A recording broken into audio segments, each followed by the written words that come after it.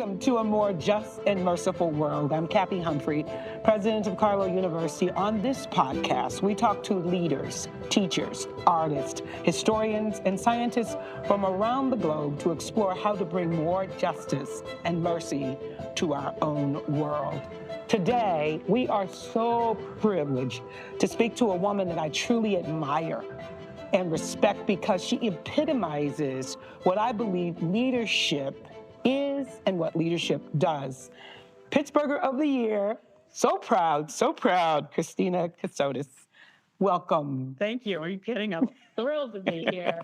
We finally get to have a conversation in front of people. I know, because usually it's behind the scenes, right? But I'm so excited to talk to you today, and I guess let me just say I'm just so proud of everything that you are doing, and I got to tell you, I think I don't feel this way that often about other people who I don't work with every day. So I'm thrilled to have the opportunity because you are doing such amazing things for this city and for this region, right? We were at the Allegheny conference. Yep. You were on the panel doing your thing. It's normal, right? And I thought the governor was just oohing and ahhing over your work. It's pretty cool, Christina. It's pretty cool that people understand what we're doing and why.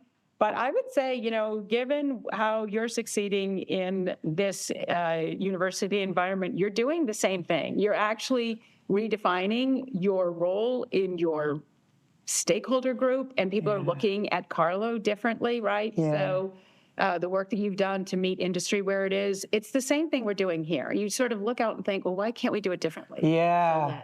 So let's. So listen, so leadership, some people say leadership is the act of accomplishing something. It's not just a vision. A lot of times people say it's a vision, right? It's the act of accomplishing something. And so let's talk about that for a second. I love this quote in the magazine. I have to show you this magazine that I have been carrying around for weeks, actually. But in this magazine, it says, my job is literally to kick over rocks. We have to do things differently if we're going to get different results. That's the epitome of what you've done, right? And so talk to us a little bit about what drove you to do things differently, because I want students, faculty, and staff, and others in our city to understand that in order to be a real leader, you sometimes have to do things differently. Well, I think, so a couple of things. So yes, leadership is getting things done with other people. Yes. You can't do it alone. That's right. So there's I am really grateful for the Pittsburgher of the Year, especially as a New Englander who's been here for 10 years. It's quite an honor, but it really represents all the work that we've been doing as a team here at the airport for the last 10 years, and also with our partners throughout the region. I did have a vision, and I'm a great catalyst. I have a lot of ideas. I bet you do too. Not all of them are good. So, and then I count on people to tell me, here's where we might want to push on this one, et cetera. Right. So when I got here 10 years ago, there was a lot to fix. Not because people had done anything wrong, but just because it was time to get different results. The community needed the airport to catch up with its renaissance. So there's no way that it was going to be sort of it was not going to be gradual change. I came in, I hit the ground running and said, I'm going to start the way I intend to go forward. And that meant we are going to look at everything and we're going to say, can we do this differently? Does this make sense? And how does it impact either another part of the organization or the community at large? Who are we worried about? Who do we have to make sure understands what we're doing? And to me, that never ends because there's no point at which you think, you know what, we're good. That's true. Right? There's no point at which you think, oh, I guess we've arrived and we can all kick back for the next couple of years, and we should be in a position where we feel like we can compete with anybody. You're constantly, I call it SWAT on a swivel. It's just it's like 3D. Right? That's good. Right? SWAT on a swivel. SWAT on a swivel. Right. That is actually how I think. At any point. And especially in a global industry, and especially when we're all impacted by something that happens either in our industry, and we're tied into a global industry. So if there's if Atlanta goes down for the day, like it did because their grid went out, the whole industry feels the ripple effect of canceling flights. People are missing meetings, they're missing weddings, things happen. So for us to get different results, it was going to require us to do things differently. But I'd say we still are doing that. We still are looking at, okay, well, does that hold today? Or should we be looking at how does that make more sense given what's happening externally or in our ecosystem? Right. That makes sense? Absolutely. So the first part you said that it took a team. Oh, it always takes a team. And the other part that you said that I really I admire and try to practice is just because you're the leader does not mean you know everything. And you shouldn't. Right? And you need good people around you that will speak truth to power and tell you when this is outrageous, right? Don't go this way, go the other way. What makes you listen? What makes me listen? Well, first of all, I think I'm pretty smart, but I don't think I'm the smartest. And Right. I did say early on, if I'm the smartest or the funniest in the room, we have a problem. Okay? I mean, I think I'm hilarious, but not all the time. Right. So, but I really, really have an issue with, if you're going to hire, my CFO is smarter than me in finance. He should be. That's the whole point. That's the whole point. The head of, marketing and communications is smarter than me in what she does. Right. I may have instincts, I may have thoughts, but I count on them to push back. So how do I know when to listen? I'm looking at experience. I'm looking at, why they're telling me something. And it's not usually, there are very few times people say, oh my God, no. Right. It has happened a few times. Right. It's more sort of like, okay, hold on. What are we going for here? How did you get to this? Have you considered X, Y, or Z? So usually what I find is that, when you hire really bright people who have a subject matter expertise, and that can be a plumber in plumbing, it can be an electrician in being an electrician, Right. it can be finance, it can be human resources, you should listen to them. Right. Because if I'm in charge of running this whole place based on what I know, it's not enough. It can't be. That's right. And the people who pretend that it is, I think they're full of shit. Yeah. And I don't think it works. Right. And people usually end up feeling like, well, if I'm just going to follow Orders. all the time, Right. then, and I don't have any chance to weigh in, it's not a great place to Experience. be. Yeah. Absolutely. So at Carlo, we're committed to creating opportunities for all. With the vision of the new airport, you created opportunities for so many people that you wouldn't ordinarily think about when you say, okay, we're going to do this massive new airport construction. How did you get there? How did you get to the point where, okay, I'm going to develop, pit to work. Okay, I'm going to bring in people. I'm going to create a child care center at the airport. Okay, how'd you get there? So that's a really interesting, I think that's at the heart of how I look at the world. I see rings of influence and stakeholders. And when you said, I just wrote down, you wouldn't ordinarily think. I think that's the problem with some airports, is they don't think beyond the obvious. And so the obvious is, okay, let's take a look at the airlines. Let's take a look at, the media. Let's take a look at who may have an opinion about what we're doing. The fact is that this whole economy does rely on the airport being strong and growing Yes. and meeting the needs of the community because, and especially in Pittsburgh, we know what happens when it doesn't, right? But there's a very real, not too, far in the past example of what happens when things don't go the way the community needs them to go at the airport. Right. So the way that I think about it is you've got a team, right? We have the team that works for the Airport Authority. We have people who work on this campus for our partners. We have people who are in the region who depend on this airport, right? Either for transportation or for getting goods in and out. We have the military. We have an industry, a global industry that we're tied into. So I'm constantly thinking along those rings, okay? And my feeling is that when you're driving massive change, like we were going to do here and we have done in the facility, but in the team itself, people have to understand it. They need context, and you have to keep telling those stories. And so once you tell stories and you listen to people's feedback, things become pretty clear. There are other things to fix. So we are 17 miles outside of town, and public transportation does exist, but it's not as robust as it could be or it is in other markets. Right. Therefore, we struggle. Some of our partners struggle to find staff who want to work out here. If you want to work at Chick-fil-A, why would you want to work at the Chick-fil-A at the airport? Right. Where you have to get a badge and go through security every day to get to work. If you can work the Chick-fil-A somewhere else. Right. So what would make somebody think, oh, that's a good opportunity for me? Well, you start looking at what are the barriers to people wanting to come out here. Childcare, transportation. Okay, let's fix it. Right? Let's just fix it. So part of it is by expanding our stakeholder set to understand who is impacted by the work we do when it goes well, and who is impacted when it doesn't go well. You start to look at who should we be talking to, who should we be listening to, Right. and then ideas come up from that.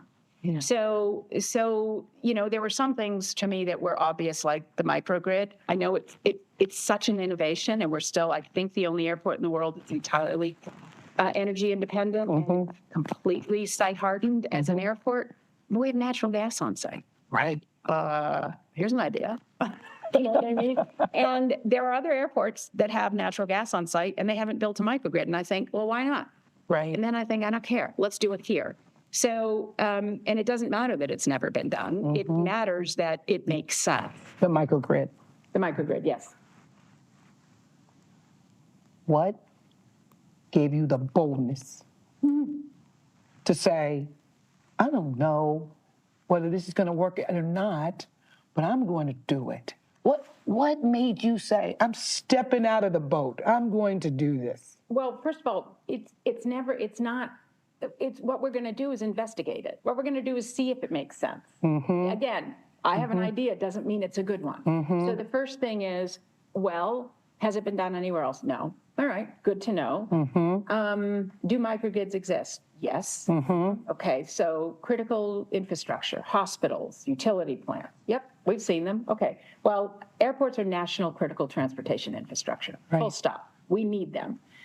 So then it became, what would make us think it could be successful? So number one, does it provide resilient and redundant energy to the airport? And what are we solving for? We're solving for the grids sometimes goes down, and we don't want to be impacting the national transportation system. We want to know that we're operating no matter what. Okay, so if that's the first hurdle, then the second one becomes, well, it can't cost more than we're paying today for energy. Right. So number two is, will it save us money? And number three is, and by saving us money, we save the airlines money. Right. Which means we are reinforcing this idea that we act like a business and we think like a business like they do. So we're meeting them where they want to be met, right? And then the third was, does it reduce carbon output? Does it help clean up the air? Because, there's some issues in this community and we don't want to contribute more to them. Right. So once those three things became possible, then it becomes, well, why wouldn't we do it?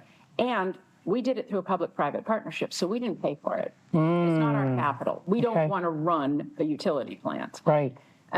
So we looked at what are the assets. The way I think of things is, what are the assets in this community, and how do we put them to use at the airport in ways that they haven't been used before? We have we sit on 8,800 acres. Makes us about the 7th or 8th largest airport in the country from a land. Wow. Just the land itself, okay? And we have some parts of the airport that are landfill. They can't be used for anything else. So we thought, well, let's put a solar farm on that. Well, Pennsylvania had never permitted a solar farm on top of a landfill, but they do now because we went first. Right. But what we're asking is, well, why not? Or what would it take? Or does it make sense? Yes. So the boldness comes in, should we look at it? And there are a lot of people who say, no, why would you? Right. It's not your job. It's not worth it. And then it becomes a collective decision on, well, is it worth it? Does it make sense? It's like a series of gates we go through. Right. But once we decide we're doing it, we're doing it. Right. And I think this is such a good philosophy for life, right? It's like you start out and you say, you ask yourself the question, why not? Yeah, why not? What? Or what if? Yeah, what if, why not? It's not that you're not making an educated decision. You're using lots of data to reinforce what you believe is good and right. Yeah. And then you're stepping out there. And if it works, hallelujah, right? If it doesn't, you can always do something different. Right. It's still data. It's still data. It's still data. Right. So and by the way, once we decided we were going to do it, it didn't mean it was then easy, like, oh, well, that's no big deal. Right. There was a lot of work involved with our team. Our senior vice president of engineering, when I said to him, okay, so it looks like we're going to do this. We're gonna go forward with this microgrid. He tells the story that he had to Google what a microgrid was. And I love that because he led an internal team that worked with Duquesne Light on making sure that the grid would be the backup. And without our electricians and folks in our skilled trades to make sure that this was going to work no matter what, because we have a lot riding on this. This has to be a fail-safe. Right. So we needed our internal team to understand all of it, even though we don't operate the grid. Right. And that just becomes, when you give people big challenges like that, people who do well in this environment think it's exciting and feel like, okay, we will figure it out. This is what we always think. We'll figure it out. Yeah.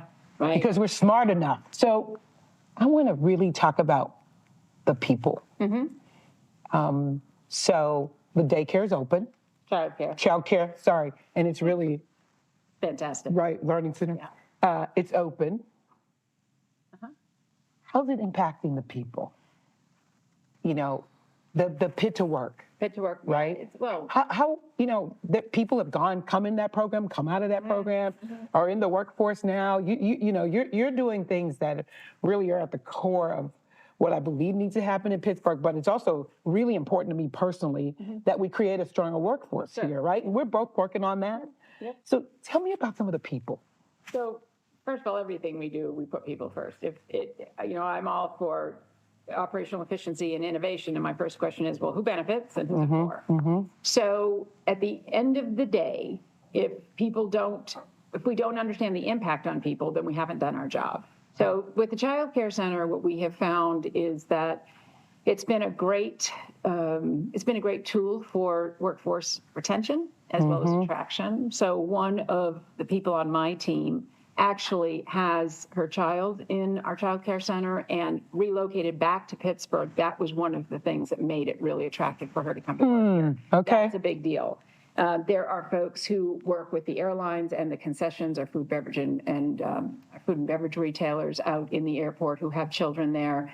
And we wanted to build a quality education center on site so that people would not have to make that extra stop in order to get their child either to or from when they were going to work. And it's made a huge difference.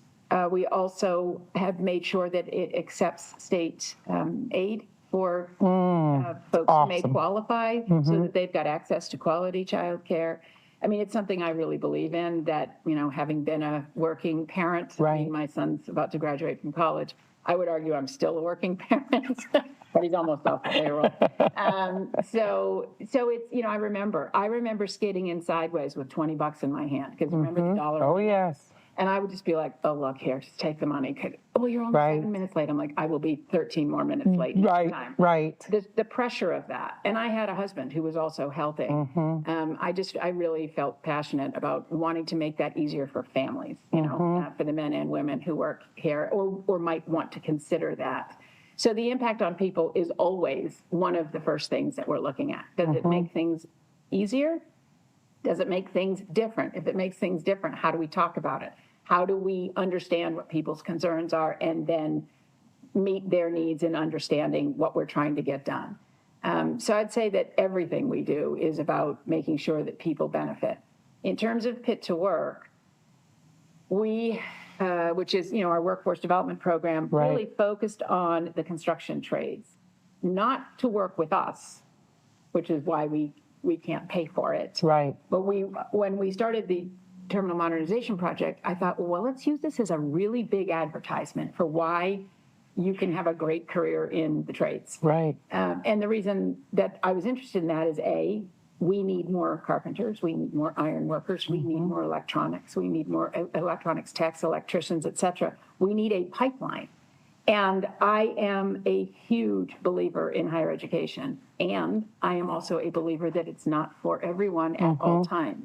So in looking at the workforce, we do understand that you need people who build things in order to build an economy. Yes. If the economy is going to grow, you have to have people who can rehab buildings, build new buildings around. We react to demand. Right. Okay, so if there's going to be an influx of new business, we hope, or continued investment in this region, you have to have people build it. Right. Those are the people who are going to fly. It's almost like it's a backdoor into assuring that we're doing what we can for economic development. Is let's use this site as an opportunity for people to understand what it means to be a roofer or a carpenter or an electrician. And I'm really excited about the fact that this has made a measurable difference in people's lives. Yes. And that we have an 85, 87% placement rate. Wow. In my mind, it's like, well, this is how you do it. Right. It doesn't seem like it's that hard. Yes. But it's also paired with the transportation and the childcare, right? Right. It's paired with meeting people from all of the different trades to say, which one would appeal to you? Right. If you've ever been to one of the graduations, it's like the draft. They get up and it's like, and this graduate has chosen to go with da da da da. Wow. It's actually really exciting. Families come. It's an amazing thing to watch. People have access to opportunity that they didn't know they could have. Yes. And my feeling is we should keep going. Absolutely. It is the core of what we try to do, what we're trying to do in Carlo. Yeah. We're trying to provide opportunities to those who otherwise wouldn't have opportunities. And when that work is done, you don't just change one life. No, I know. You've changed generations with the work that you're doing. I will tell you that I do this work as well, and it is difficult for me at our commencement to go without tearing up. It's just difficult because I know that so many more lives have been changed, and that is what you are doing out here and what I find so exciting. Yes, I'm excited that we're gonna have a new airport, that it's gonna be a new terminal, that there's gonna be places for me to park easy. I'm excited about all of those wonderful things that you've done, but I am probably more excited about the lives you changed because of this work. And who would have thought that this kind of work, following your passion, doing what you were called to do, because this is work you've got to be called to do, to be passionate about it. And in the meantime, all these lives are being changed, and our lives are going to be changed. I will never walk through that terminal and not think about you and your team and what it took for you to have to do something like this. Tenacity, boldness, the courage. All of that is a part of the game, not only for this, but just for life. So when you think about the young people and the older people that you and I are working with every day, what message do you want to leave with them? Oh boy, what is the message? I need to get a message. I need a message. You got a message. I need a message. Look, there's always an opportunity to make a difference. And I've been at this for a long time. I remember thinking in my 30s, sort of like, what am I supposed to be doing? What's my purpose? Yeah. What difference am I supposed to make? And, oh yeah, I think airports are cool, but nobody else does. And it sort of, I can't explain it, but when I got here 10 years ago, I remember thinking, oh, I get it. I get what we can do in this community that lost so much. We can make a big bet. Because, candidly, if it goes wrong, nobody will blame me. Really. Things, haven't been going well for a while. Right. And so why not go for it? Because we had nothing to lose, frankly. And I would say when you have a fearlessness, when you have a sense of it just makes sense and I want to keep doing the next thing. I think that's how, I think bold is a series of steps. It's not one big leap. It looks like one big leap. Right. I look back at 10 years and I think, yes, I believe you. It took tenacity and it was bold. But at the time, it just felt like, well, that's the right thing to do right now. And then you build, right? You build success. So I would say if you've got the big dream and the big vision, you break it down. What's the next thing I can do that would get me there? What are all the steps that it would take and which one can I go in on first? Who can I bring along with me? Who's opposed to this? Who I might want to hear, why are you opposed? So I can work that into how would I meet that? How would I explain that if, I got to do the big thing? One of the things about changing all these lives is when the project was first scoped, all the cost estimates came in at $1.1 billion at 0% design. At 0% design, costs are going up. It's not meant to be a final number. And what we did is we looked around and we looked at how many construction companies could bond for over $1 billion in this community. I come from Boston. I lived through the Big Dig. And I knew that for this to be successful, Pittsburghers had to build it. So we broke it into 2 projects so that Pittsburgh companies could build it. And we needed Pittsburghers to keep the economic impact in the region. We wanted people to say, I'm working on this. I feel proud of this. If we had just put up this new terminal without all of the work that we've done to bring people in to understand how important it is and to feel pride in their participation, I don't think it would be the same thing. I don't think people would be as excited. Yes. So it's making sure that everybody can sort of say, I knew somebody who was part of it, or I followed the story and I can see that it was my neighbors and my friends. It's personal. This feels like a really personal project. Absolutely. And it needed to not be mine. It needed to be Pittsburgh's. Yes. And the way to do that is to make sure that Pittsburghers would benefit, Pittsburghers would build it, and that the people would say, yeah, I did something for this. Yeah. So we are a mercy institution. And we say that we believe that mercy really means that you're willing to walk in the chaos of others. And that's truly what you've done. You've walked in chaos. You have really strengthened other people and our city. And you have tried to bring some justice at the same time by who you've affected by the work. So thank you for being with me today. Well, it's a pleasure. But more importantly, thank you for all that you're doing for Pittsburgher. And guess what? For me, thanks. If nobody else says thanks, let me say thanks for everything. And congratulations again. You deserve to be Pittsburgher of the Year. Thank you, Kathy. And by the way, right back at you. I think you're doing great work too. So thank you. Thanks for having me.